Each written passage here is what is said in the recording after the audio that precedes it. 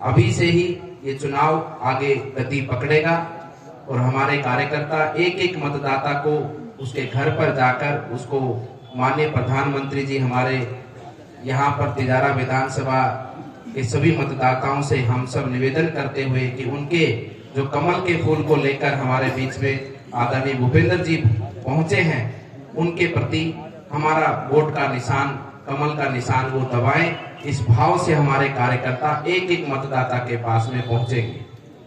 बंधुओं, ये चुनाव बहुत बड़ा चुनाव है। ये चुनाव केवल 2024 जीतने का चुनाव नहीं है। ये चुनाव उन शहीदों के सपने पूरे करने का चुनाव है। ये चुनाव हमारे भारत भूमि के मान सम्मान को, इसके वैभव को, इसकी कल्याण की भावना को पूरे विश्व तक पहुंचाने का चुनाव है।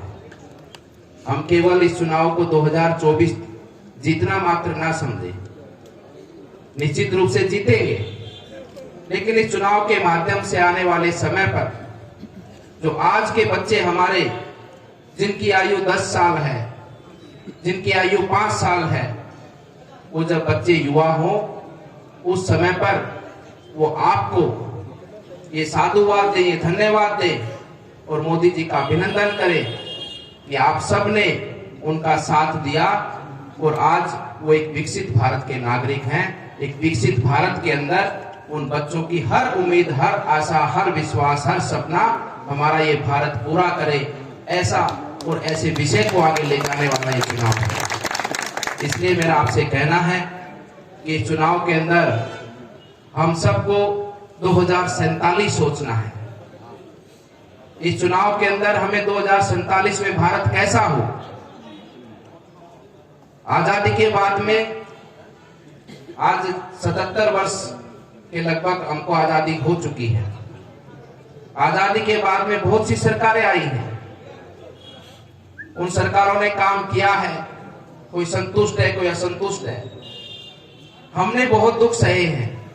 आज भी हमारे घर में हो, हमारे परिवार में हो, हमारी दैनिक आवश्यकताओं में हो, अनेकों परेशानियों का सामना करना पड़ता है।